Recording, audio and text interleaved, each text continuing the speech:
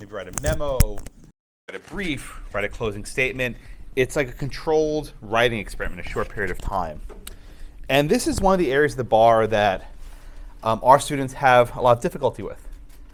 And it's also an area of the bar where grades and GPA are not a very good predictor. In other words, we don't know why some people do well or poorly on this section. It's based almost entirely on practice. Indeed, he told us knowing stuff about the law can actually harm you. And let me explain why. This is the worst part. They give you a closed package of materials where they'll give you like a memo or a statute or something, right? And you have to base your analysis entirely on that closed package of materials. If you actually try to bring in stuff that you know from outside, that you actually learned in law school, it doesn't really give you credit. And in fact, it could distract you because it goes in a different direction they're looking for. Here's what they told us, which is just staggeringly scary. The people grading these exams, they're not reading every word, right? They might spend a few minutes on each paper. And I know. They might spend a few minutes. Someone said 2, someone said 4. I don't know. We're talking a few minutes. I know, you're shaking your head. I know. And they're looking for high-level points, right? They're looking for very specific things. And if you do those things, you get a check. If you don't, you don't. So in other words, if you do something that might independently be correct, and it's not what they're looking for, then you don't get credit. There's not like partial credit for like doing something that's related. All of this is winding up to a common goal. You have to answer the damn question. You have to read what they're looking for and give them exactly what they're looking for. If you do something slightly different, you won't get credit. Now let me give you another piece of advice. This one's actually more practical. Our kids don't finish this exam. They don't. And I'll give you some easy. Let's say you have 3 questions in 3 hours. Okay, I'm making up easy numbers. How much time do you spend on each question? 1 hour. Okay. What happens when you get to the 1 hour mark and you're not done with question 1? Go to question 2. If only that were true. Consistently, our students will spend 90 minutes in question number 1, an hour and 20 minutes in question 2, and they'll scramble on question 3. Right? And if you don't believe me, in my own exam, when I test all of you as 1Ls and 2Ls, they do that. The first couple answers are usually strong, and the last ones I can tell are rushed and hurried because they don't budget their time. So one of the easiest ways to ensure that you actually do the MPT well is rigid time segmentation. If you have 45 minutes per question, you have a watch. And at 45 minutes, you stop. Whatever you are, just stop, move on. Because if you're struggling with number 1, you're probably going to struggle with number 2 also. Understand? Same for my exam. There are going to be 10 questions. I'll talk about the exam in a few minutes, my own exam, that is. But there are going to be 10 questions. All right, 10 questions. Each question's worth the same number of points. I can't tell you how many people get a really good number 1, and then towards the end it starts to suck. It gets a lot weaker because they're rushing. Stop yourself, right? And you're like, oh, I just need another minute. I just need another minute. No. I feel like I'm talking to my daughter. No, you stop and you move on. Because if you're struggling with 1, you'll struggle with 2 and 3 and 4. And maybe you know more about question 2. Maybe you have that area more committed to your memory. All right, I'll do my exam in a minute, but I want to just relay that this sort of test-taking skill I'm giving you is not limited to the bar. It's for all of your exams. You should know how many minutes you have and how long you have left and divide it equally, right? Don't front load, right? Every year when I get my curve and I look at the C's and the D's, consistently they don't finish. They leave number 5 blank, they leave number 4 blank, they leave stuff blank. And they get a 0, right? If you leave something blank, you get 0 credit. It happens every year. I give the same spiel every year and the same thing happens. So maybe this year I'll be impressive. But the bar examiners, they read a couple minutes per question. They're not looking at it closely. They're given, a pile of papers like this high and a very short amount of time. I mean, even if you look at, the AP exams, the way they grade that, it's like in a warehouse. It's a factory. They just pump them through. their essays for the advanced placement. So it's not that different. But this is something a little higher stakes in AP exam. The other thing I want to convey is we had some experiences with the UBE this year that were new, in that some of our students actually went out of state to take it. I think I explained to you, different states have different cut scores, that is pass rate. So I think Texas is a 270. Right, to pass a Texas bar, you have to have a 270. I think like Colorado's like 276, right? New Mexico, I was there yesterday actually. New Mexico has a 260 cut score. It's one of the lowest in the nation. So we have students who probably would not pass Texas, but will maybe have a career in New Mexico. And we had at least one student this year who went to New Mexico to take the bar because she was not, her grades were so weak they were nervous she would even pass. You pass there, you get a job there. And I mean, the economy in New Mexico is not very good. I was just there yesterday. Breaking Bad is surprisingly realistic. Like, it's just, you get the vibe. I had a good experience here, but it's economically depressed. So not telling you go to New Mexico, but we have at least some kids who consider that as an option. The other option that, just if you think about, is accommodations. Generally, in law school, you get accommodations for certain conditions, disabilities, right? Texas is apparently very stringent on giving accommodations. They prefer giving them for physical, but not mental accommodations. And I'm going to just leave it there what those are. New Mexico apparently is very liberal in giving accommodations. So one of our students couldn't get an accommodation in Texas, but she got one in New Mexico. So she basically got extra time in New Mexico she wouldn't have had here. Another one of our students went to Maine, apparently got an accommodation in Maine. Your score is transportable. I think you have to pay a fee. It's a few $100. It's not a lot, but if it's the difference between passing and failing, then whatever, pay a few $100s, and no one's going to remember it in a couple of years. So what I'm telling you is, the UBE changes the ball game a little bit. And if you're getting to your fourth year in your case, but your fourth year, and you're starting to maybe worry that you might be in the ballpark of people who maybe can't pass or maybe need accommodation, you can work with the school and maybe we get you set up in a different state. One of my colleagues said we should rent a party bus and drive all the way to New Mexico, just bring all of our kids there, which is not a panacea. This is the craziest part. In Texas, it's like industrial. You have to go through metal detectors, right? It's very regimented, right? You're in a convention center. You have to go to Austin usually. It's a very regimented place. Apparently in Maine, the bar is in a hotel. And you can stay in that hotel and go right from the elevator downstairs into your room. That's much more relaxed.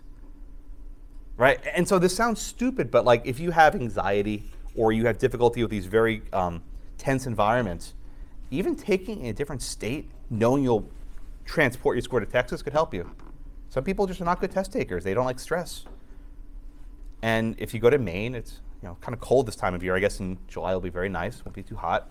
But it's just something to think about, right? I'm giving you this so you can think about it now. You have to apply months in advance. So it's not like something you can just do at the last minute. You can't just like switch it like you want to go to a different restaurant. You have to plan for this, but it's something to think about. Yes, go ahead. That's a really good question. I thought I had that exact same question last week. I don't know. I think the South Texas bar passage rate only counts those who sit for the Texas bar. So I'm going to say something I probably shouldn't say, but sending our kids elsewhere helps our pass rate. Yeah, I didn't want to say that, but you made me something to say it. Yeah, sending our kids elsewhere helps our pass rate. It doesn't eliminate the issue, but it masks it, if you get my picture. But I think of it from a different perspective. If we have kids who are more likely to pass another state, they should go to another jurisdiction. In other words, there's no reason to sit in a crowded Austin Convention Center if you can go to a Maine hotel and just chill and be with 40 other people and be fine. So when you say you can transport the score, if you make a 260 there. No, it doesn't. In other words, if you get a 270 in Maine, you can transport that to Texas and you're admitted to the bar. Oh, it's a different test. Same test. The test is the same, but the pass score, the cut score is different. So if you want to go to New Mexico and be a New Mexico lawyer, 260 will do it. But if you take a New Mexico and you get, say, 271, you can transport that to Texas and become a Texas lawyer. Does that make sense? I get that part. I'm just trying to understand that if some people are going there just to take it, because it's easier and they want to practice in Texas, it's like you would need the same score anyway. Right, but for example, if you can't get an accommodation, in Texas. Like special. Or if you have an anxiety issue, there might be some reasons why some kids might want to do that. Now, there's some limits. Like, for example, apparently New Mexico and Maine have no problem with this forum shopping. Some states won't let you do that. But apparently New Mexico and Maine have said, we will take your money, right? It's money. If you want to come here just sit for the bar and then transfer it out, if you need like an accommodation, then apparently New Mexico and Maine will let you do it. Like, we're still figuring out the different states, but like, Maine's beautiful in the summer. It's a gorgeous place, right?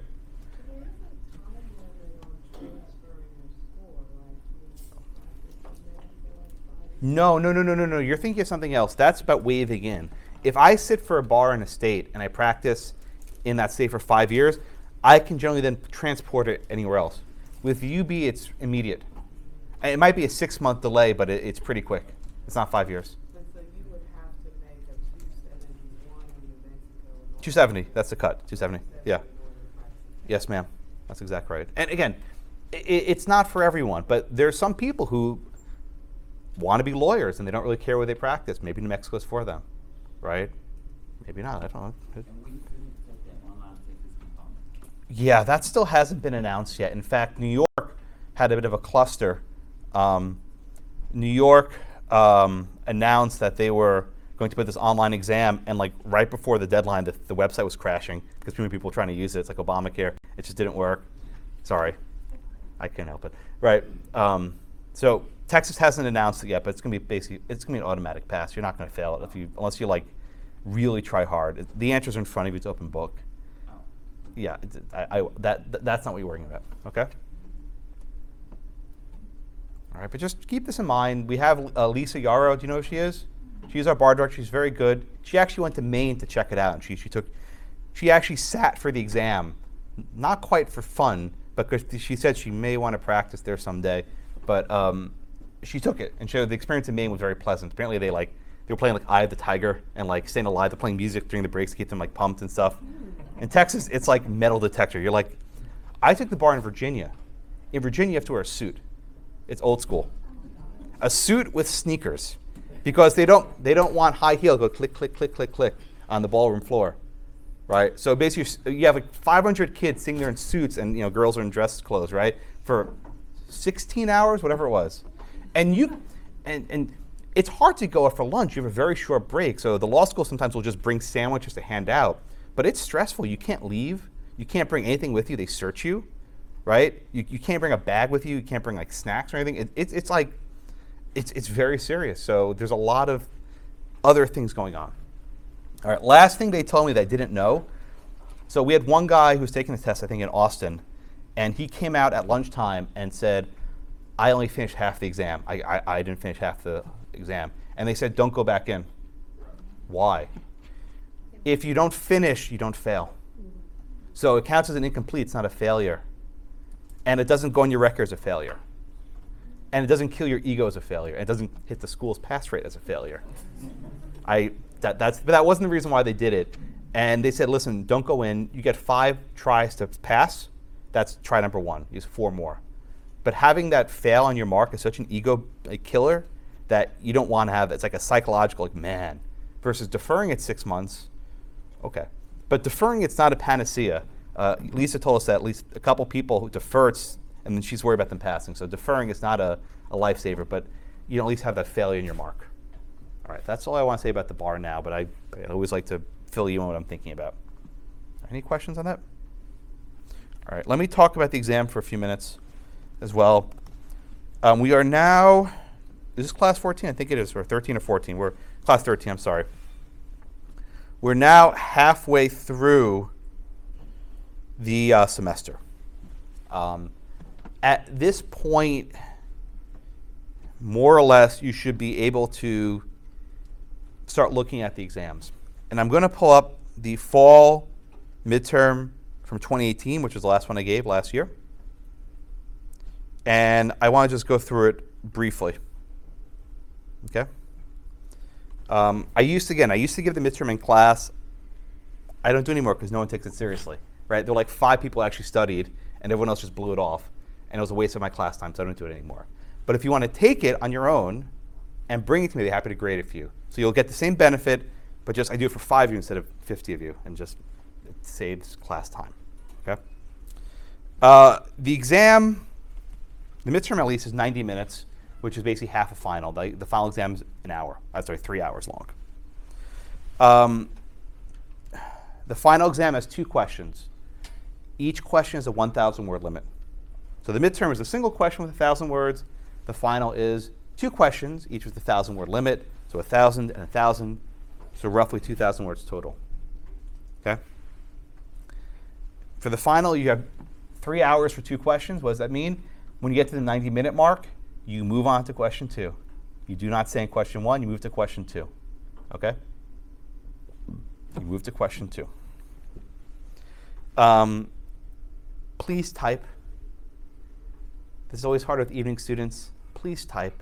You put yourself at a disadvantage. I can't put it another way. You have to edit, move stuff around. You can't do that with a pen and paper. I see with the blue books, drawing lines, zigzag. It's really to your detriment. So please type. If you don't like typing, learn. You'll have to take the bar. I don't know any of our students who try and handwrite the bar. If they exist, I don't know them. Right? You have 20-something hours. Your hand's going to fall off. Back in the day, people used typewriters. Garrett, Joe Green, the big auditorium, there used to be a bar site. You'd hear click, click, click, click, click. People would type with typewriters, hundreds of them.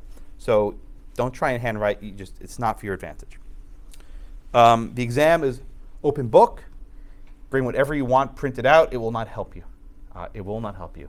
No iPads, no tablets, please, just paper. Unfortunately, there's no good way to stop cheating. I don't have an answer to that. So I'd love you can bring your iPad, but just print paper. Okay. The questions follow usually a fairly straightforward format. I give you a single fact pattern, and there are 5 questions in each, right? So there are 5 questions on part 1, 5 questions on part 2. That means a total of 10 questions. Each question is graded on a scale of 1 to 10, so a possible 100 points, right? The math is actually fairly straightforward. On the midterm, it's on a scale of 1 to 50 because I only have half of the exam, okay? Yes? This may be a little too nitty-gritty, but on your Exemplify, I know you don't use Exemplify. I do. Whatever the software is for the school, we use, yeah. But sometimes it says go to the next question, so it would open a new typing window. Yeah, let me make that point. Thank you. There are 2 questions for the final. In the box for question 1, put the first question. Hit next question. In the box for question 2, put the second question. If you forget, it doesn't matter. I'll figure it out. If you put everything in box 1, I'll figure it out, which is what most people end up doing anyway. On my bar, when I took the Virginia bar, I messed up, and I basically put almost the entire exam on the first screen, and I couldn't cut and paste. That wasn't a feature. So I basically said to the examiners, everything's in box 1, and then, but I passed. So if you don't do it right, I'll figure it out. But it just makes the word count trickier. Now that's word count, not character count.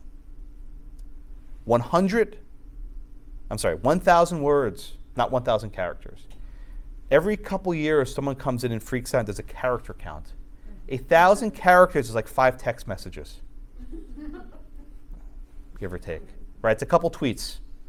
And what's that? It's a short exam. And one year, the student actually wrote a pretty damn good essay in about 200 words. It passed. It was actually pretty good, which shows you don't need to write a lot. It was actually pretty good. It was concise as hell. But please, 1,000 word. It was good. I was like, wow. It was a C, but it was a pass. I mean, that should have been an F automatically, but it was a C. I was like, wow, that's pretty good. But don't do that, please. This midterm has a question about indexing. Remember the grantor-grantee index. So I gave you an index, and I asked you some questions. Question 1, question 2, question 3, question 4, question 5. All right? Each question should be roughly 200 words, right? You have 5 questions, total of 1,000.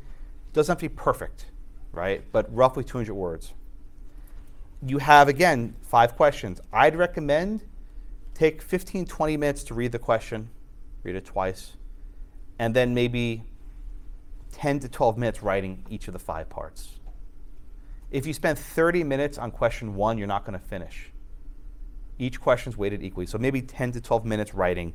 If you get to the end of question number 1 at 10 minutes, you're not done, just go on to number 2. Stop wherever you are. Come back to it if you're so lucky.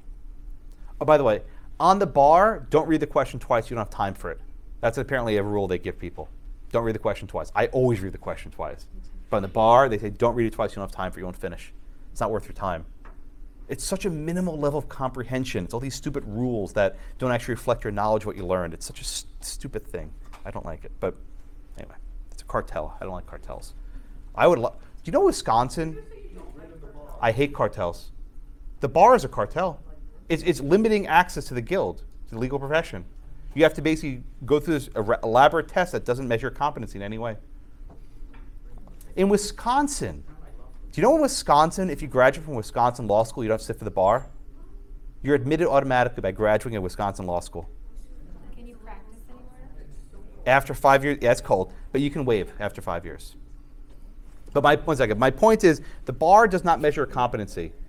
They told us that using stuff you learned can actually lose you points. In what universe? In what universe is that a good idea to actually punish students who remember from class that they learned something? What universe is that normal? Yeah, Matt, and then Lisa. Yeah, actually, since the law kind of controls the whole thing, if you're disciplined or use the law, you can't practice law. There's no So whenever you want to transfer to another jurisdiction, the first question they ask is, have you ever been disciplined? And if the answer is yes, good luck. Yeah, Lisa. I was just gonna say it exists in the same world as Texas, where we still do all that other crazy stuff. Will we still do what? Where we still have writs and we still have a JP court system That's that's out of whack. Most states have that. Well, I don't want to go on a rant against the bar, but it's very frustrating when we teach you all this stuff and it's just whatever, it doesn't matter. Follow the rules. Yeah, Holly. Did you say when you wanted us, if we wanted to do Nowish in the next maybe couple weeks. And I know for evening students it's hard because you don't get here till late. If you want, email me and we'll set up a time to review it, either before class or after class. But I mean, like, could we get it to you over spring break, or is that too late? Yeah, but the way I do it is you have to print it out and go over with me. I'm not going to do it by email because you don't learn anything that way. So you set up a time and we'll meet. I can sometimes stay after class, sometimes I can't. Sometimes it's just too late, but I will make time with everyone who wants me to. Yes, Catherine. Can we email it to you and then set up a time to review it with you? Yeah, but I'm not going to look at it till you come.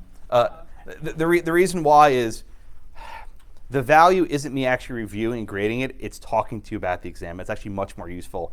I ask you, how did you come to this answer? Why did you? That's actually much more useful than the answers. The answer key's there, right? If you go to the syllabus, there's a model answer and a memo. So you'll know what the right answer is, but much more useful is why did you write what you write? That I can't do by email. But you can email me. I just won't look at it. But you'll have to print it out and bring it with you because I don't have 100 attachments. Will you be here during spring break? No, not during spring break. The building's closed. Silly Billy. Yeah, I can't. If you want to come during spring break, the building's locked. It's locked. It's closed. Yeah, Melanie. Sorry, to confirm, you said the midterm question covers the materials we've covered so far, correct? Roughly. I don't remember exactly where it stops, but it's around now. So we maybe something we do today, we do on Thursday, but you should be able to do enough of it. Okay. Because every semester when I do, there's several midterms. There are different vacations, holidays, and it doesn't always line up perfectly. But this is more or less where you should be. Covenants are usually on the midterm, sometimes not. So our stuff today might be on it. What else? One last point I want to mention. I grade each question scale of 1 to 10, right? What's the difference between a 1 and a 10? Well, here's the way I explain it. Generally, when I give you a question, it's something similar to what you studied, but twisted, right? I change it a little bit, right? It might be similar in this regard, might be different in that regard. The best students are able to pick up, I see what Blackman did. It's like this case, but he changed a key fact. So the best answers will say, this is similar to X v Y, but different because of this fact, right? They can distinguish the precedent and whether it goes one way or the other. Cases are important. And not just to say case name, that doesn't tell me anything. It's actually saying, is this fact pattern similar to or different from the case? And how does the case come out because of that distinction? 1 second, Angie, I promise. Those are the better answers. That gets you to the 8 or the 9 level, right? And what goes you to 9 or 10 level is what you might call policy, which always makes students get very nervous. But we talk about a lot of policy issues, fairness and efficiency, things of that nature. incorporating that into your answer makes it stronger. In particular, I'll take a look at number 5. Number 5 is always what I call the policy question explicitly. It's hard to read, I know it's a small font, but it says, discuss the pros and cons that the judiciary should consider when applying the doctrine of implied easements. Pros and cons, not just one, both. If you do half, you get half credit. Do both, right? If I want you to discuss both sides, discuss both sides. If I say, what's the strongest argument for X? Do that. Always answer the damn question. This will make a lot more sense when you start looking at the old exams. But I encourage you, don't just look at them. Try to take them under time. Try to take them under time. Give yourself 90 minutes in the library. I know that's really hard to find 90 minutes. But don't do a question here and a question there. It's not enough to answer the questions if you have to answer it in 90 minutes. And that's part of the challenge. You probably won't finish the midterm you first go. You'll get there. It's like a marathon. You have to train for it. But you're going to struggle, and you're not going to finish. If you finish, great. You're in good shape. Okay? Angie, patiently waiting. Should we the exam is here, so should we have the middle card and the to bring to the midterm? Yeah. Whatever you would bring to the final exam, have next to you. Have your notes print out. Don't be scrolling through your computer, right? Because if you scroll through your computer, you're not going to have that with you. It sucks, but have it paper, right? Tabbed it, however, whatever you think you would bring to the final exam, that's what you have next to you. Do you want anything? She was in my class last semester. Did I describe accurately what the process is? Anything I should add? No, I wouldn't suggest bringing note cards. Yeah, I had a binder, I tabbed the binder. Did you even look at it? I bring a lot because, like you said, it doesn't really help. It slows you down. So just Yeah. stretch you out to, but it's not as scary as it makes it sound. Oh, she's right. I try to scare them at the midterm so the final's not as bad, to be frank. I'm candid. But notes are not going to help you. In a very big outline, you're going to waste your time flipping. All your notes should have is at a basic level, case name, a short 1 or 2 sentence summary. That's good. Your final outline maybe 10, 15, 20 pages. Those are the ones that I see that I say, yep, you're on the right track. So if you bring in a 50-page outline, you're going to waste your time. If you're flipping through the book, Lord help you, you're not going to finish. But if you have everything prepared, you'll finish. This is a test you're supposed to finish. There are some tests you're not supposed to finish. Those exist. This is not one of them. Justin? Oh, you pretty much answered it, but Good. I started a list of cases that we're covering through, Good. and I was just wondering what would be the most useful thing to write down. Because right now I'm just kind of writing The holding? holding. Yeah. Okay. And then maybe a couple words about the facts to jog your memory. Like McLean gas station in a residential neighborhood, Leicester, a park in London, right? Just something to jog your memory. Yes, Disney. For combo, I don't know the years. Dates are not important for this class. In constitutional law, dates are very important. Not for this class. It doesn't matter. You do need to know the difference between the modern law and the common law. Right, the restatement first and restatement third. It makes a difference, especially for covenants. What we'll do today makes a huge difference. So if I give you the instructions, you're in a common law jurisdiction, you make sure you give me common law stuff. If I say you're in a modern jurisdiction, give me modern. And that's across the board, right? For covenants, for recording statutes, right? For easements, there's slightly different rules for all of them. And we've highlighted those throughout the semester. I can't think of all of them right now, but they're there.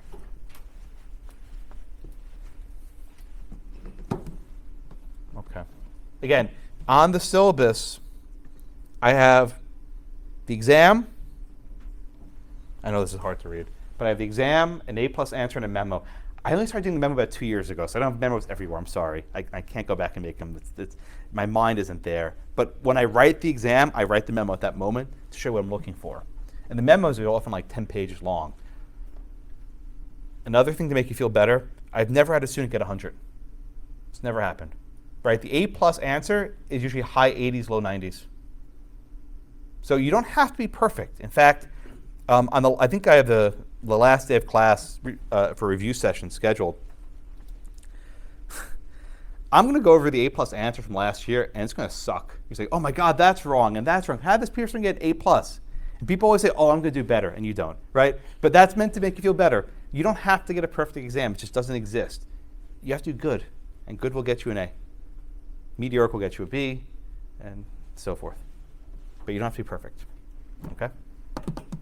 But I want 100. I once had a 96 or 97. That was the best I ever had. I was a very good student. Hasn't happened since. That was a while ago. Maybe I was feeling very generous that year.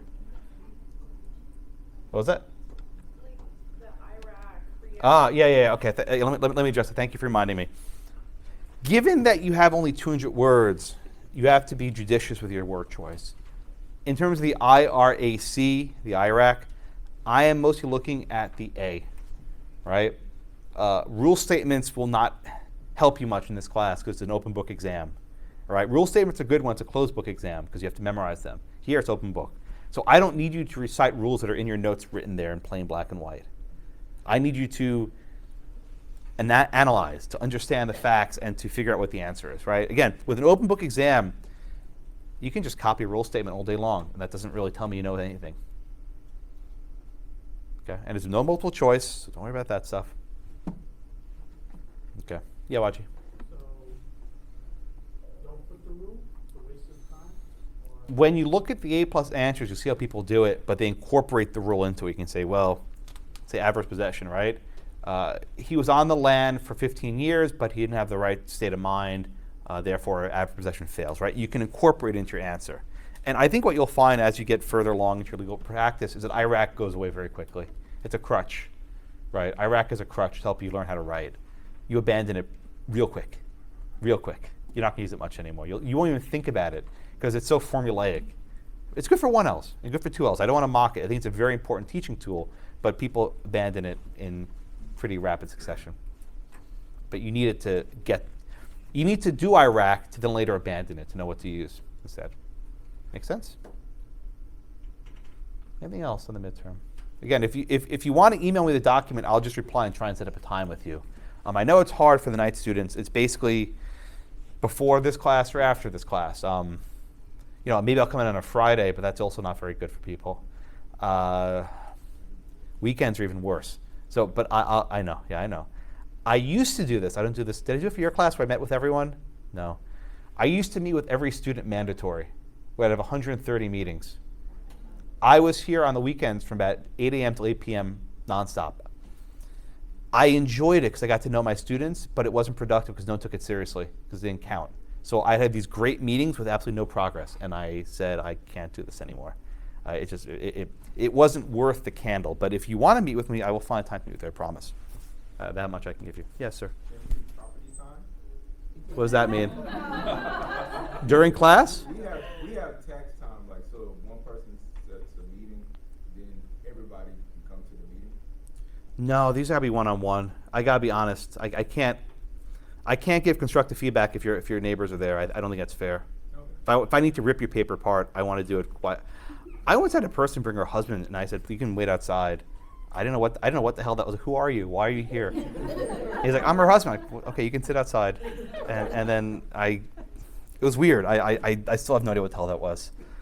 And no, don't bring your don't bring your husband, your wife, or you can bring your kids. I've actually had people bring their kids when they could get a sitter, and that I'll make an exception for. If you want to bring your kids, I'll probably still criticize you savagely. Your stance on emotional support animals. No boas, no snakes, no guinea pigs. Oh God. I once had actually when I was a 1L, we'll get to material, but last story. When I was a 1L, I actually had a kid whose mother wrote a letter to a professor over a grade. And I was just stunned that he was in his 20s. I mean, he was pretty young, but wow, his mom actually wrote a letter to a professor complaining about some feedback or grade he got. I was like, wow, that was just. Anyway, we'll do covenants. Anyone else in the exam before we move on? All right. Let's skip the poll question. We've spent enough time kibitzing. All right. This diagram will be your death, right? We will be studying this stupid diagram for a very long time. All right. So let me review a bit, and I'm going to have to lecture because we spent way too much time. At the outset of this topic, I said there are two major types of servitudes. right? You have easements and you have covenants, right? Those are the two major categories. And we spent the last couple classes talking about easements. And we have easements in gross, we have easements appertenant. With the easement in gross, the benefit belongs to a named person. With an easement appertenant, the benefit belongs to a specific piece of land. Or the owner of a piece of land, I should say. We also have the concept of the dominant and the servient tenement. The servient tenement is a land that's being burdened, and the dominant tenement is a land that's being benefited. Okay, everyone get that? You'll need to know that for today's class, right? There's going to be one part of the picture that's going to be burdened, and one part of the picture that's going to be benefited. On our chart, which we'll be spending a lot of time on, Blackacre is burdened, right? If you want to think of it that way, Blackacre is the equivalent of the servient tenement. It's not called that, though, for covenants, but that's how you can think about it. The benefit goes on Whiteacre. If you want to think of it that way, Whiteacre is like a dominant tenement, but it's not called that. Now, why am I making this fussy distinction? The law of easements is different from the law of covenants. They can achieve the exact same thing, right? You can have an easement to cross into someone's land. You can have a covenant to cross into someone's land. Again, you can achieve the exact same thing with an easement or a covenant. Why are they different? Because the courts treat them differently. There's one body of law governing easements, which we've just learned,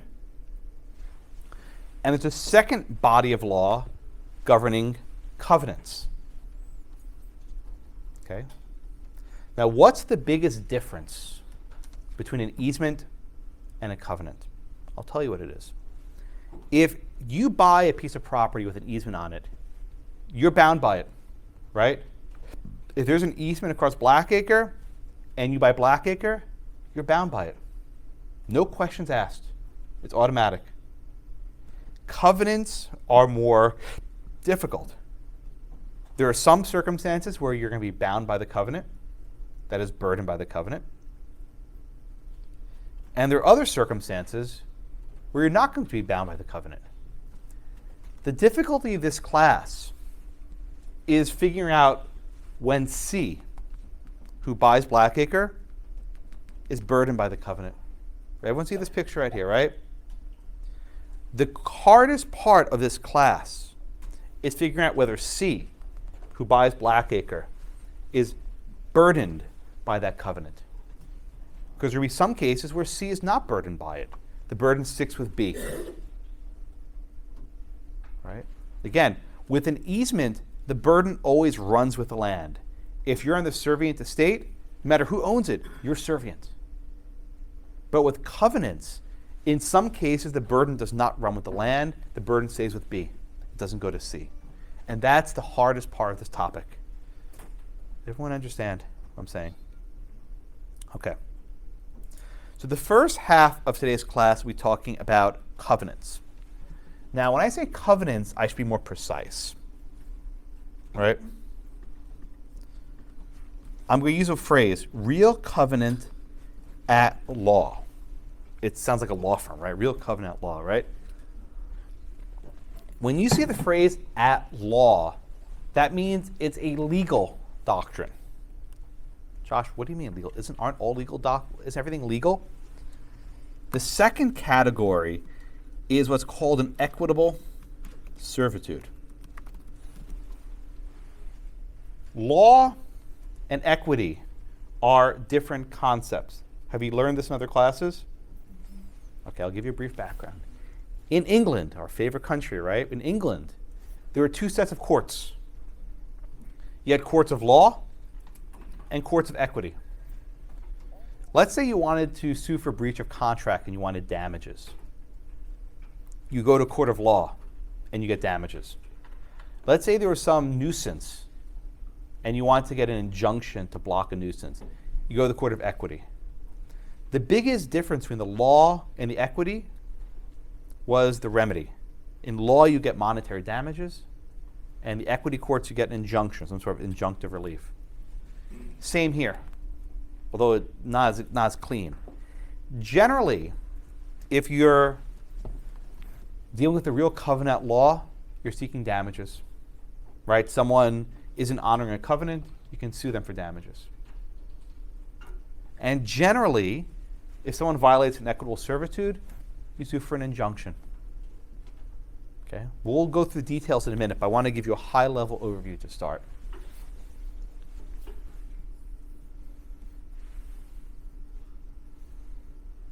All right?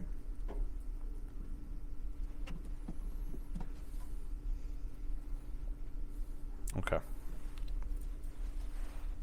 All right, so everyone with me so far? All right, let's go back to our picture. It's on the next page. Okay. Privity. All right. What is privity? We've discussed the concept of privity in a few topics. So we first talked about it in the context of adverse possession and squatting, right? Let's say that I squat for 5 years and he squats for 5 years, and we have an agreement. We can tack together our time. We can add our time together. When are you allowed to tack time together? When A and B are in privity. Privity describes a relationship. It comes in the same word as like private parts, right? It's the same root word, right? It describes a relationship, a close relationship, right? Privity describes a relationship. But in the context of covenants and easements, privity has a specific meaning. So think back to the case, Church of Christ case, right? How were you supposed to create an easement at common law? Could I just sell you an easement? No. You would have to actually sell Blackacre with the easement attached to it. That's what's called privity. Okay, again, in this context of servitudes, privity means you are selling the piece of land with the covenant attached to it. Everyone get that? All right, so let's just look at this diagram for a minute. I know it looks intimidating, but I'm going to demystify it as best as I humanly can. And by the way, see this red line? It's an error. I'll get there in a minute. I got the editor of the casebook to concede that phrase should not be there. So just in your book, this is what page is this diagram? 8. Just cross out where it says as vertical privilege. Just cross that out. It's going to make your life easier in your books. Okay. Yes, Angie.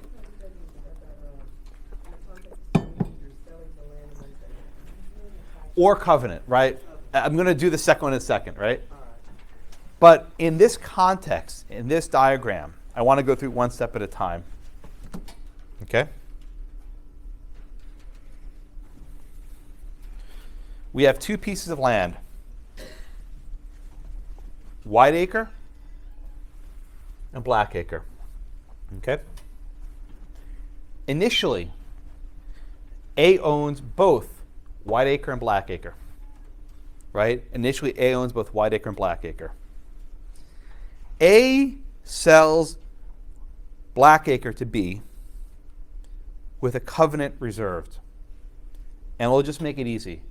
Let's say the covenant says this land must be used for residential purposes, right? Make an easy one. So A owns Whiteacre and Blackacre. A sells Blackacre to B, but he puts a covenant on it that says Blackacre must be used for residential purposes. Everyone with me? Okay. Now, when A sold Blackacre for B, something was established known as horizontal privity. Okay. What's horizontal privity? Horizontal privity means that the covenant was created as part of a land transaction. Right? Horizontal privity means that a covenant was created as part of the land transaction from A to B. Okay? This is very important. You have horizontal privity.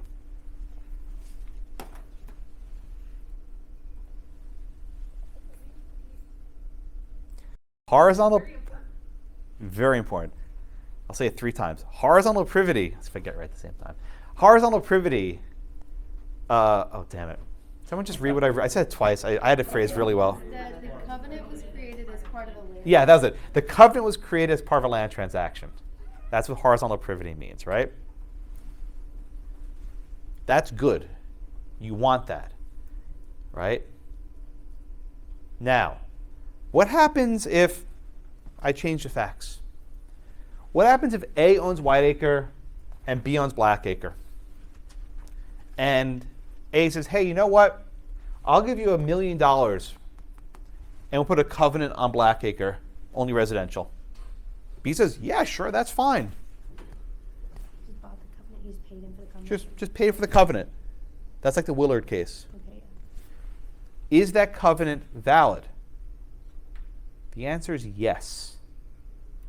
However, horizontal privity. Okay? If A just gives B $1 million for the covenant and says no commercial, only residential, is that effective? Sure, you can do that. But there's no horizontal privity. Why is that important? What happens if B sells Blackacre to C? If there's no horizontal privity, the burden does not run with the land. I said again, if you don't have horizontal privity, the burden cannot run with the land. The burden will only exist between A and B.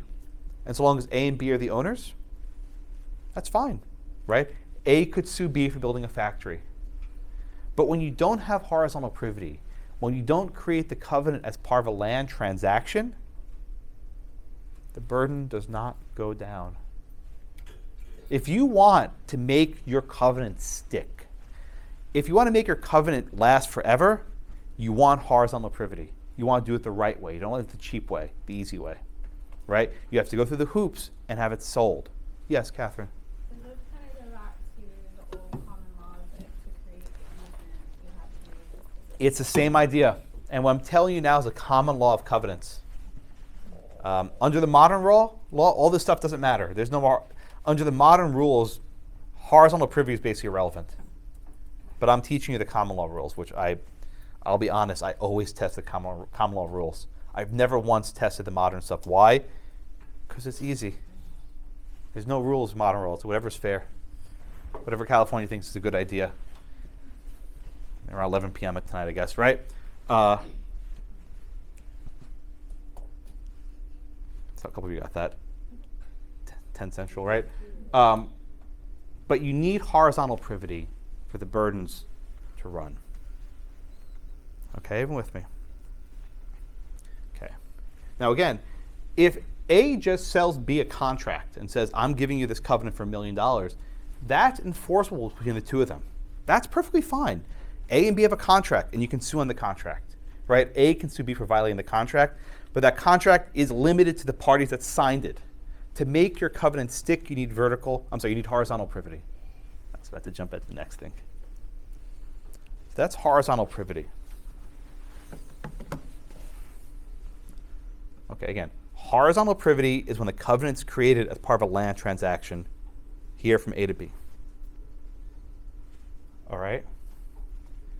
That is an essential part of making your covenant stick forever. But there's a second element we have to talk about. This line right here. With easements, if you're on a piece of land that's a servient tenement, you're stuck. It's stuck forever. You can't get away from it. But with covenants, it's more difficult. In order to make the burden run with the land, and that's what it's called, when the burden runs with the land, when it goes from B to C, you need what's called vertical privity. Vertical privity. Vertical privity is different from horizontal privity. Again, horizontal privity is when you create the covenant through this transaction from A to B. Okay? Oh, 1 second. Vertical privity is something different. In order for the burden to go from B to C, that is, in order for there to be vertical privity, C must take the entire estate. C must take the entire bundle of sticks. Whatever B has, C has to acquire it. So let's say B has a fee simple. C must acquire a fee simple. If B has a life estate, C has to buy a life estate, right? Whatever the interest B has, C has. In order for the covenant to run with the land down, C and B must have the same estate. In other words, nothing is left over. Whatever interest B has, B gives to C. Right? So the privity between the promisor and the assignee, we can call that vertical privity? Yes. Okay. Not on this side. We'll get to this side in a minute. I didn't get to that side yet. Vertical privity, again, exists when C takes B's entire estate. What if B owns in fee simple and C has a leasehold? Doesn't work, right? B still is bound by the covenant. And it makes sense, right? He's only a leasehold. He's here temporarily. Let the person who's going to be there forever be responsible. So here comes the example. Ready for it? Let's say C has a leasehold and C builds a factory on Blackacre. Can A sue C? No. A cannot sue C because vertical privity is absent. There's no vertical privity. Who does A sue? Bingo. A sues B. And B can then evict C or do whatever he wants. But A and C are not in privity. The only way that A can sue C is if there's vertical privity going up and horizontal privity going across. Let me say it again. For A to sue C, it sounds so weird. For A to sue C, you need both horizontal privity and vertical privity. That is, you have to have the covenant created as part of a land transaction, and B must sell his entire estate to C. Those two things need to be present in order for A to sue C.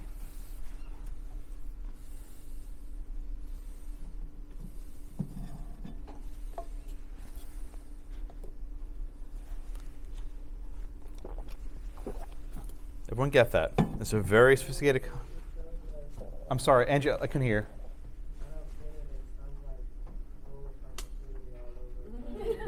Yeah, it's kind of like that.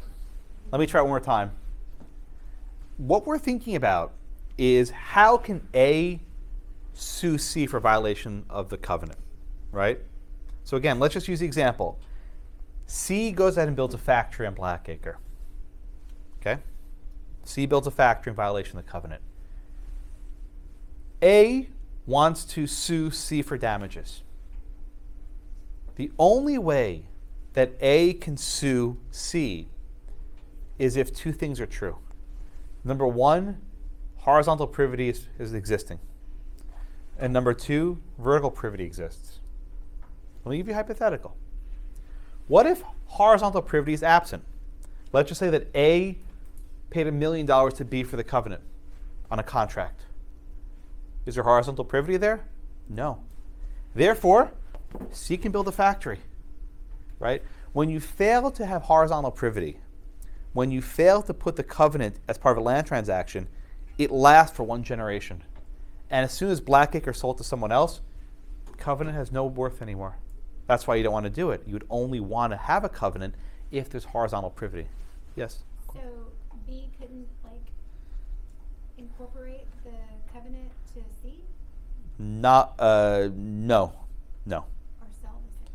No. It would have to be a separate document, but A was not party to that example. Okay. Yes, Lisa? So if A and B have a horizontal covenant and Horizontal privity. privity, Yeah. and C only has a life estate, Good. Yeah. and B has the fee simple. We say the remainder, but yeah. So A could only sue B if C put the factory on the land. A could not sue B. A could not sue C. Correct. A cannot sue C. That's correct. So if B has a fee simple and C gets a life estate, C's home free. C can't be sued. It remained only between. Yes.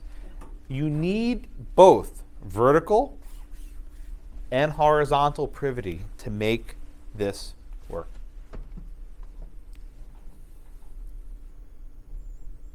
Mac? How is this distinct from joint tenancy? They're not related at all. What I'm connection? thinking like privity of estate, privity of contract. Different. Yeah. The word privity means different things in different contexts. Right? I mentioned earlier with adverse possession, privity means when you have two squatters who join their time together. The phrase horizontal privity and vertical privity, these aren't actually real legal terms. These are merely ways to help you understand this topic. Right? Law professors have been drawing this stupid diagram for 100 years, and it's like, oh, that's horizontal privity. That's what it's called. That's the short answer. Questions? Again, my finger's getting a little tired for that one. In order for A to sue C, you need both horizontal and vertical privity. That is, the covenant was created when it was sold from A to B, and also from B to C, you have the full estate was taken over. Yes? I haven't gotten to D yet. I'll get to D in a minute. But I'm just with A, B, and C. Everyone get A, B, and C. All right. Now, there's a reason why I put this red line through there. If you were just to look at this diagram and see vertical privity, you would think, it means the same thing on this side as does on that side, right? That's what you think? Wrong. Which is why I had to send a note to the textbook editor and they said, you're right. For the burden to run, you need vertical privity. That is, you have to take the entire estate. For the benefit to run, you do not need to take the entire estate. I'll say it again. For the benefit to run, D does not need to acquire all of A's interest. D can be a leasehold. D can be a life estate. And D would still get the benefit.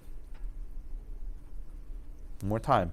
For the benefit to run on the left side of this chart, you do not need the full estate. Yet you can have any interest, a life estate, a leasehold, whatever it happens to be. What does that mean? It's a lot easier for the benefit to run than for the burden to run.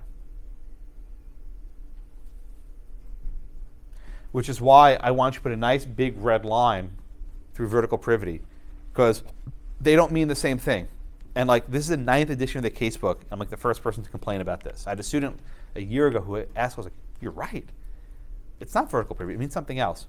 So you're going to ask, Josh, what do I call this? I don't know what to call it. It's not called vertical privity. It's basically automatic. If D acquires any interest in Whiteacre, he gets the benefit, right? That's easy. A leasehold, a life estate, whatever it happens to be, he gets it. So I actually don't even know what to call it. I hasten to even make up a word because it might confuse you even more. But don't call it vertical privity for your own sake. The book will, but I implore you not to. What was that? Oh God, no diagonal privity. No. All right, so let's now ask the question. When can D sue C, right? Let's say A and B are out of the picture. D is now the owner of Whiteacre, and B is now the owner of Blackacre. You have to have the same two things. In order for D to sue C, you need to have horizontal privity here and vertical privity here. Plus, A sold the land to D in any estate. Right, so I'm sorry, three things, right? Horizontal, vertical, and then A sold D an interest in Whiteacre. You need three things present. Okay? Walk through hypotheticals. If there's no horizontal privity, A simply sold a contract to B for $1 million, C will never be bound. D's out of luck. He can't benefit from that easement. If B sold C a life estate, then D cannot sue C. D would have to sue B. See Melanie diagonal. Right? No. No. If B sold C on a life estate, there's no vertical privity, so D goes after B. Yes, I almost just zapped you with the laser. I'm sorry. I'm gonna put this thing up. This is actually really dangerous. I was so close to saying, yes, you, and then I'll be really bad. I'm gonna put this thing down. Dangerous. Would D still be bound to D there was a covenant by consideration, like for consideration? No. So like if he never sold it, would No. he still be If A and B had a contract, the burden would not run down to D, right? Yeah, you need horizontal privity in order for D to be able to sue, right? The contract is only between A and B. You can't assign that to a third party. That's basic even contract law, right? Yes, Angie, and then Chris. The last statement you made was that you said that in order for you to succeed, you have to have order, three things: horizontal privity, vertical privity, and also the entire state. No, not the entire estate. Just D needs some interest in Whiteacre. It could be a life estate, it could be a leasehold, whatever it is. The key point and why I made you put a big red line through your notes is you don't need vertical privity, right? You don't need to have the full estate. And if you cross this word out, this diagram is a lot easier. If you have this word here, you're trying to figure out, okay, vertical privity means one thing here, another thing there, which is why it boggles the mind. It's not as bad as RAP, not as bad as influence perpetuities. I'm teaching RAP on Thursday, so you're getting me back in the mindset. My Property 1 students. I actually don't test on the rule against perpetuities. I teach it, I don't test on it. Sorry, I don't test. It's not worth testing on, in my opinion, at least. Yeah, and then Chris. So is there any foreseeable way that D could get it without having, that A could sell to D, that there could be any way that the sale could happen where it wouldn't have, where if horizontal privity and vertical privity were present, that D couldn't sue C if something happened? If horizontal or vertical are present, then D can sue C. Okay. And Right. it also would, when you say you have 3 or 4 levels in this, would promisee and promisor pass to the next people in line, or would it always be assigned? Yeah, we'll get there. level one We'll assigned? get there. On my exam last year, it went like B to C to E to F. It went down a couple levels.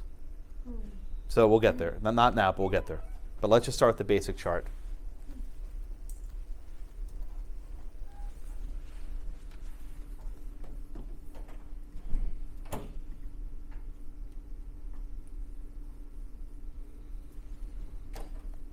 Everyone got this. Let's try a question. Go to 838. All right. Where is it? Let's do problem 1.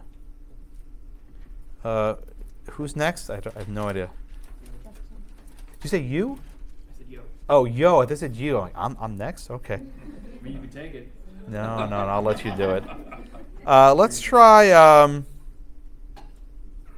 question 1. Can you read it, please? Yeah. A and B, neighboring landowners, decide that they will mutually restrict their lots to single-family residential use.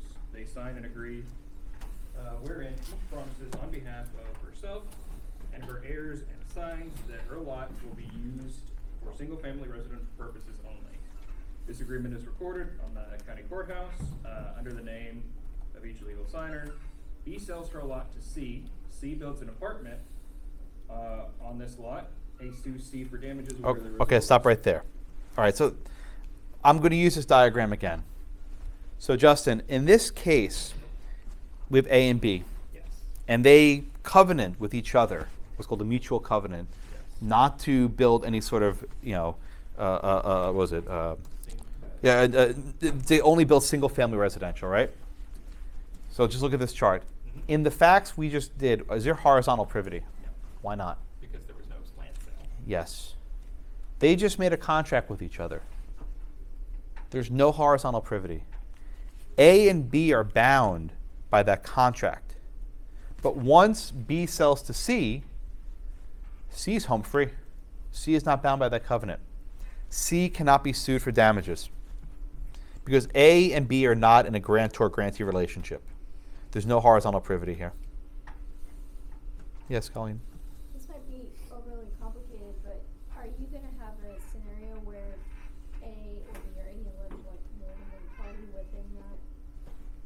Say it again. I missed the last part of your question. More than one party, like individuals within, like let's say B is 3 brothers that own it, you know what I mean? An individual, like each brother represents one person. Look, I can. You can have a joint tenancy. To his that's what I thought you were actually asking about.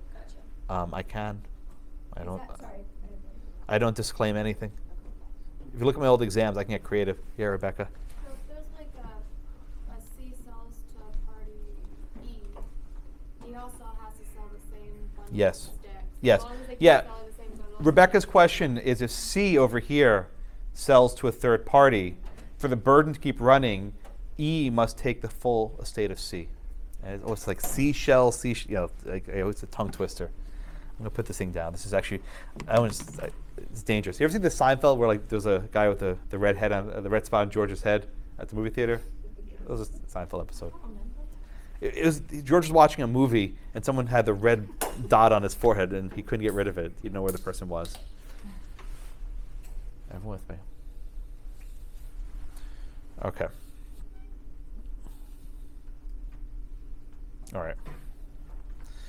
If you understand this chart, you understand real covenants at law. It's really that simple. The only difficult part of this topic is understanding when the burden runs with the land. And for the burden to run with the land, you need both horizontal and vertical privity. If you get that much, this topic is easy. I tried to make it as easy as I can. I know it's not simple, but you have to walk through it.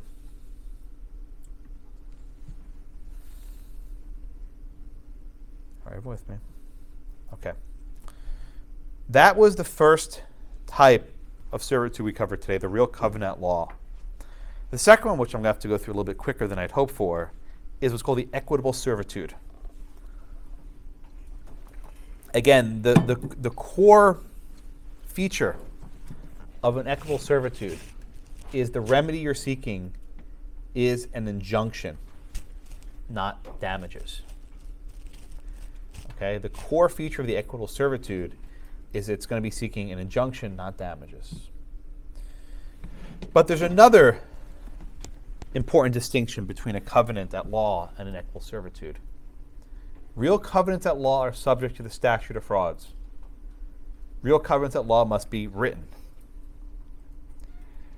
Equitable servitudes are not subject to the statute of frauds. Equitable servitudes may not be written. Right? And that's the first case. Right? Tolk versus Moxie. That's you. Right? And I'm going to summarize it because we're going to run way short on time. In Tolk versus Moxie, there was no written covenant. There was no written covenant. Right? There was an agreement. Right? There was an agreement to preserve the park. But in England, they don't enforce covenants at law. Right? They don't enforce covenants at law. So what happens? The Court of Equity steps in, the Court of Chancery steps in, and the Court of Chancery says, let's do what's fair. Let's enforce this agreement to maintain the park. Right? What this case is simply teaching is that courts of equity can enforce a restriction on land even if you can't have a real covenant law. Right? Even if there's no enforceable real covenant law, the courts of equity can step in. Simply put, there's no requirement for equitable servitude to be written. Courts can come in after the fact and say, it's a matter of fairness, we're going to restrict the usage of this land.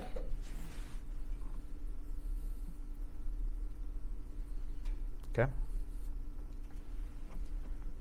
Everyone with me? All right, so let me put some notes up. Again, I'm going a little bit faster than I like to, but I want to make sure we cover everything.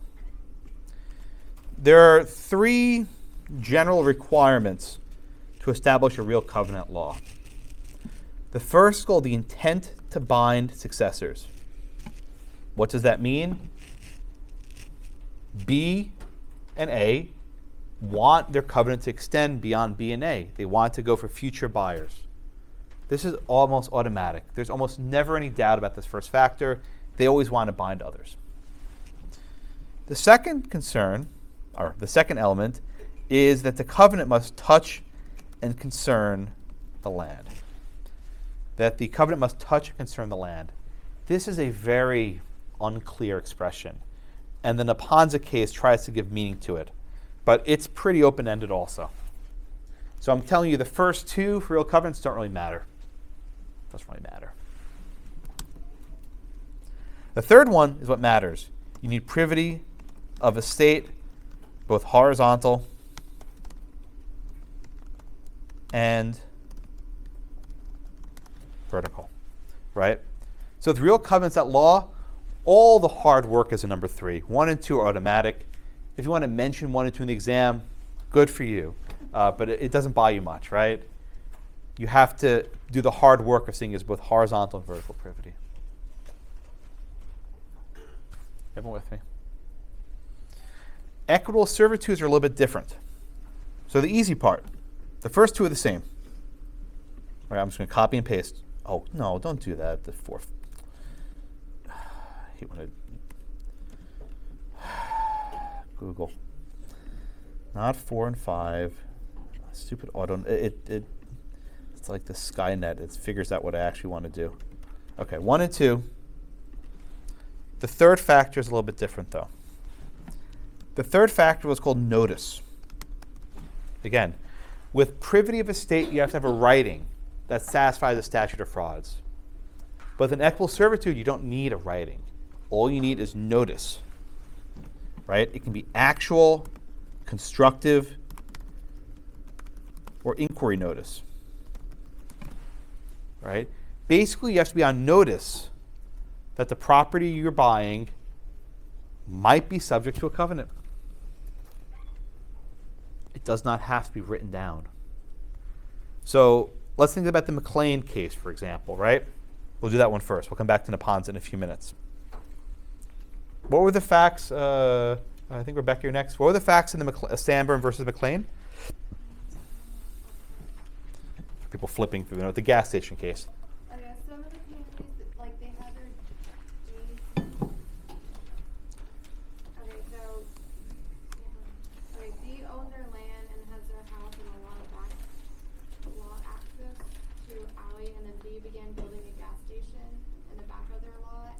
Mm-hmm. And then the plaintiff was bringing a claim that the gas station will be a nuisance per se, and is in violation of their general plan fixed for use of all lots on the street for resident purposes only. And then, you want to keep going? Okay, well, let me pause you right there. We're dealing with a subdivision, right? What's a subdivision? A subdivision is when you have a huge lot that a single person owns, and they chop it up into small pieces, and they sell each lot to different homeowners, right? If maybe you live in condos or townhouses, or almost all subdivisions. In this case, the original owner put restrictions on some of the properties, but not all of them. So there were about 90 properties total, and about half of them had restrictions that said residential use only. Okay? The defendant in this case, McLean, his deed did not have a restriction in it. Okay? So could there be, Nicole, could there be in this case a real covenant law if McLean's deed didn't have writing? No. Okay, there cannot. Why not? Because it would be Exactly. You cannot have a real covenant law in this case because there's no privity, there's no writing. What about an equitable servitude, Nicole? Yes, you can have it as long as you have notice. Bingo. And that's where the huge difference comes in. Even though, I keep saying McLean, even though McLean's deed didn't have the restriction in it, the court can create what's basically an equitable servitude. And the court can say, you should be on notice. If you look around your neighborhood, everyone has a house except for you have a gas station. Why do you have a gas station in a residential neighborhood, right? What's wrong with you? You stupid, right? Do you not know what the hell you're doing? And that's basically the argument. Like, what's wrong with you? Don't you realize what's around you? You should be on notice, whether it's inquiry notice, that there's something up. And again, even if your deed doesn't have the writing on it, there's no privity, horizontal, vertical, you're still bound by it. And therefore, the remedy here is one of an injunction, right? They're not seeking damages. They're seeking an injunction to block the gas station and shut it down. Yes, Justin? You had to sort of distill that down. Notice of what exactly? Good question. Notice that there's probably some restriction in your community, In the community. in the subdivision, Necessarily doesn't need to be on the. on your lot in particular. Basically what it means, what inquiry notice means is you should be able to say, why is everything here residential except for me? Maybe I should inquire to see what my neighbors have on their deeds. It's public record. So even though your deed wasn't bound, with an equitable servitude, you are under an obligation to inquire what other properties in your division look like. Does that address your question? Yes. Right? So the Sanborn case is really about the third element, right? It discusses notice, right? And are other places in your community restricted? Then you have an obligation to inquire why they're restricted. This one might be unfair, right? We go through all the hard work of this horizontal privity and vertical privity here. Who cares, right? Just imply it. Just say as a matter of equity, we're going to enforce it. So there's an unfairness element here. Yes, Terry? So is it a notice of a negative easement, or is that? No. It's not an easement, because again, easements have to be written, right? Easements are subject to the statute of frauds. There's nothing in writing that binds McLean here. What the court says is we're going to create an equitable servitude to control his land. Holly? Why are you saying that there's an element of unfairness when it's about equity, which is fairness? If you are Mr. McLean and you buy a piece of land and you do your title search and you say, I don't have a restriction, right? You think you can build whatever you want there. And then some years later, a court says, no, just kidding, you can't. We're going to create an equitable servitude. The servitude was created after the fact, after he already built his gas station, right? He could have been careful. He said, oh, look, my deed is clean. I'm going to buy this lot instead of somewhere else which has restriction. Maybe he paid more for the lot because there was no restriction on it, right? Now, when I say it's fair, I hate the word fair. Fair to whom? This is fair for the neighborhood, right? This was a ruling that the community probably loved, but was unfair to Mr. McLean, right? Fairness often depends on where you sit. If you're the guy with the gas station, this ruling sucks, right? If you're the next door neighbor, this is a great ruling. Usually the neighbors win these cases. The guy who's doing the out of the normal thing usually loses. So I'm going to get how the McLean case talks about the third element, right? You do not need an actual writing. Courts can come in as a matter of equity. Now the Neponset case is messy, and I want to talk, we'll maybe go a minute or two over, but we'll get through it. The Neponset case talks about the second element, which is touch and concern. Terry, I think you're next. You want to give me the facts, please, in the Neponset Property or Association versus Emigrant Industrial Savings Bank, New York, 1938.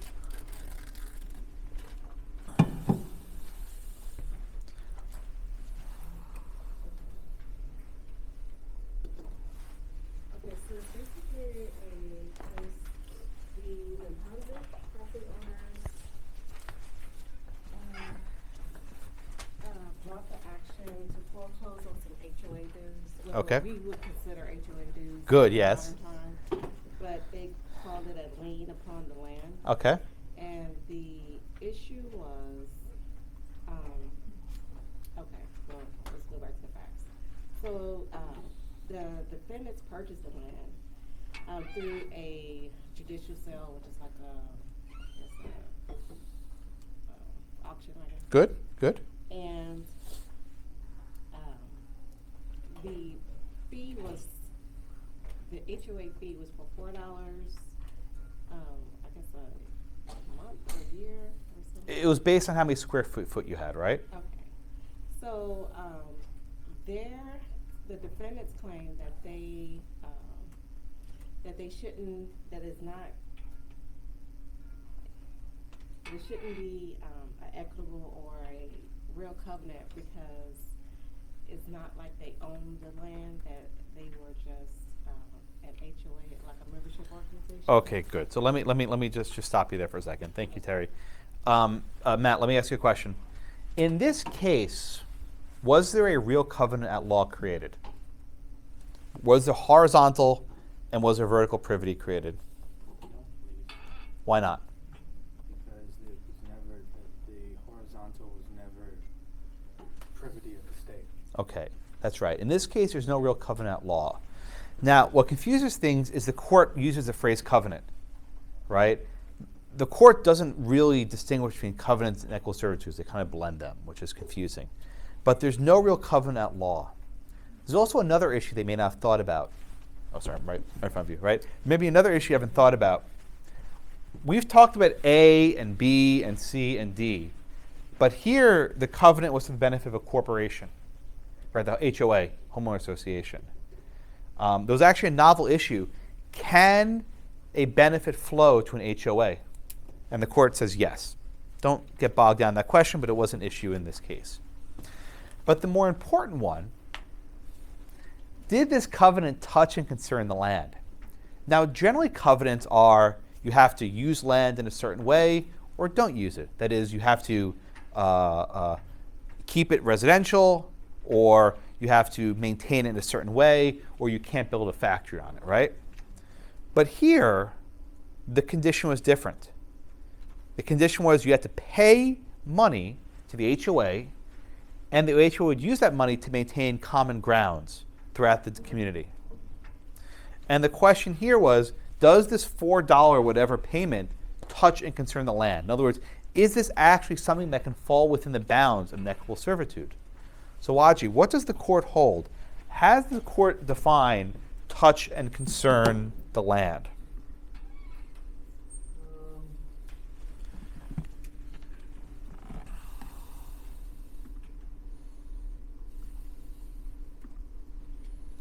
Well, they don't agree with the common law there. No, they don't. They get rid of the common law rule, okay? But how do they, they give a test. I mean, it's not a good test, they give a test.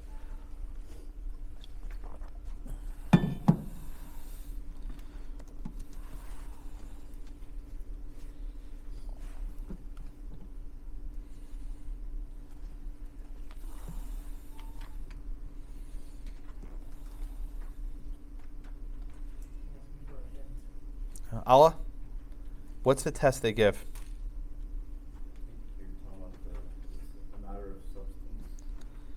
Close. All right, I'm running low. They ask, does the covenant substantially alter rights? That's the test they give. Right, Mike's like, thank God, right? No, I had that one actually. Oh. Ready for it. No, thank you. That's what counts rights with on neighbors. Does the covenant substantially alter rights? This is an open-ended test. What the New York court did was they basically crossed out the second element. Right? They crossed it out. Anything substantially alters rights. That doesn't have any meaning. So basically, number one is automatic. Number two is automatic. So long as you have notice, you're bound by an equitable servitude. Right? So long as you see the rest of the community has these restrictions, you're bound by the equitable servitude. The upshot is the modern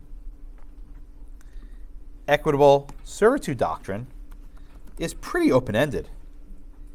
It's very open-ended, right? Courts can create these almost automatically, so long as you're on notice that other portions of your community have similar restrictions. So you can see there's a huge gap between the common law rules with this horizontal privity and vertical privity, strict rules. You have to have the transaction, and then you have to have the entire estate transfer. There are rules to teach. But this equitable servitude doctrine, it's like, whatever. If your neighbor has it, so do you. Which is why I don't like testing on it, because there's nothing to test. Alexis and Waji? So the whole doctrine of real covenant at law is the common law. There's a modern approach also, which I can tell you in 1 second. In the modern approach, you don't need horizontal or vertical privity. Burdens always run with the land. Okay. I can tell it to you in 2 seconds. It's easy. And then equitable servitude is modern. That's a little bit more dicey. There's not a clear distinction of modern or common law because it's equity. equity is kind of this ongoing fairness thing. There's not like a sharp divide. But at least under Neponset for the last 80 or so years, that's the rule. Yeah. Equity doesn't have a sharp modern common law. It doesn't divide like that. Yeah. Just so I understand, okay, so the $4 fee, because the individual made a promise to pay it, that substantially alters the. No, I think the reason why the $4 substantially alters rights is because it was used to maintain the common grounds, right? The $4 was used for dues to pay for a common fee, so I think that's part of the reason why. But the Neponset case is a very messy case, and the court uses terminology very loosely.